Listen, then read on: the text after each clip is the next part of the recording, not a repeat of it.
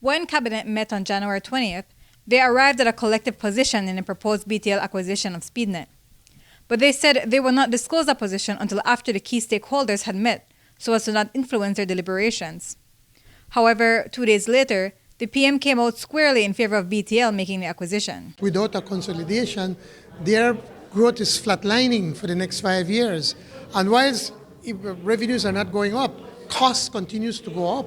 So there has to be a way where they could consolidate and create more efficiencies in the industry. That would make BTL more successful and by extension Social Security and all our taxpayers. But since then, two leading ministers have sounded subtle and not so subtle alarms around the acquisition.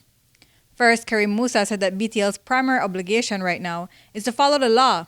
That means paying all former employees their severance, which will cost over $20 million. And now this week, Minister Julius took that a step further and said that the Prime Minister's Northern Caucus spoke out of turn and defeated the purpose of Cabinet's restraint in putting forth a position.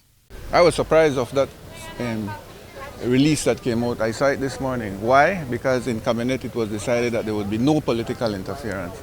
So I am not in agreement with that, and if the Western Caucus decide it will be with Kaya South, not there, because we made an agreement that the political interference would not be a part of the decision making, and that I am totally disappointed with. Espat also cautioned against the perils and potential abuses of a monopoly.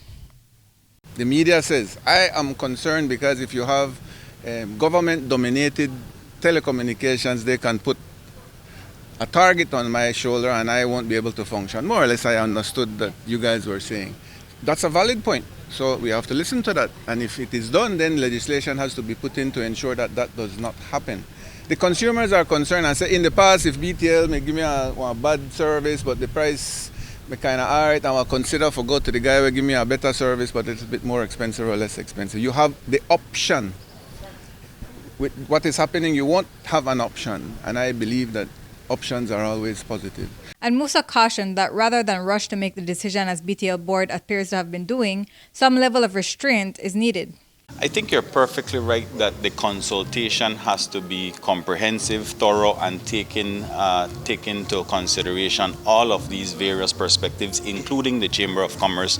I know that the media has been reporting about a provisional approval that was coming. I don't know anything about that, but at least I am grateful that it was initially put off, because this is a deal that should have been concluded some 2 to 3 weeks ago. I don't think that would have been good.